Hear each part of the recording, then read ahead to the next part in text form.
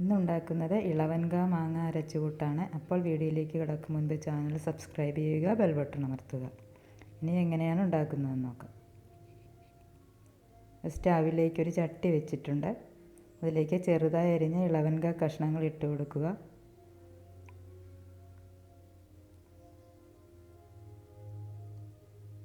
ചെറുതായി അരിഞ്ഞ മാങ്ങ കഷ്ണങ്ങൾ ഇട്ട് കൊടുക്കുക. ഒരു ചെറിയ മാങ്ങയാണ്.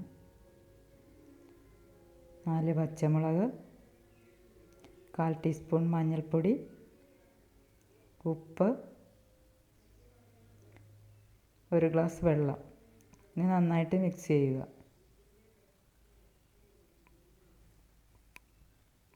ഇനി ഇത് മൂടി വെച്ച് വേവിക്കണം.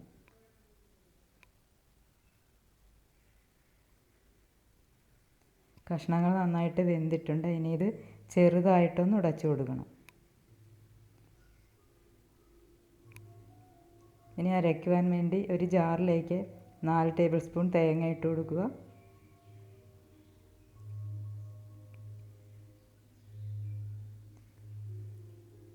രണ്ട് ഉണക്കമുളക്, 2 ചെറിയ ഉള്ളി, 2 വെളുത്തുള്ളി, 1 പച്ചമുളക്,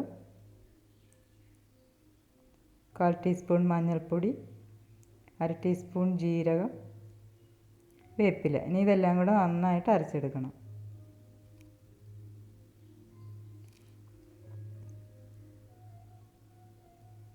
അരച്ചെടുത്തിട്ടുണ്ട്. ഇനി ഇത് വേവിച്ച് വെച്ചിരിക്കുന്ന ഇളവൻകയിലേക്ക് ചേർത്ത് കൊടുക്കുക.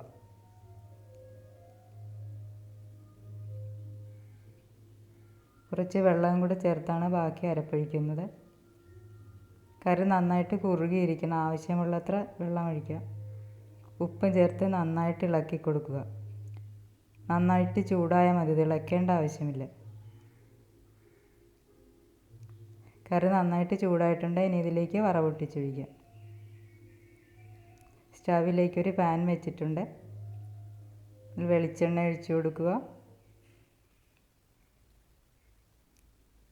ഉലുവ ചേർത്ത് കൊടുക്കുക.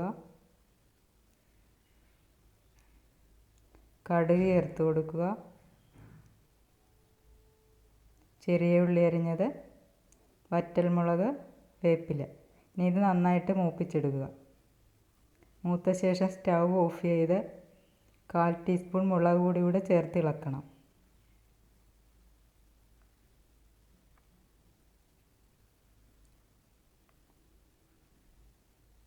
ഇനി ഇത് കറിയിലേക്ക് ഒഴിച്ചു കൊടുക്കുക.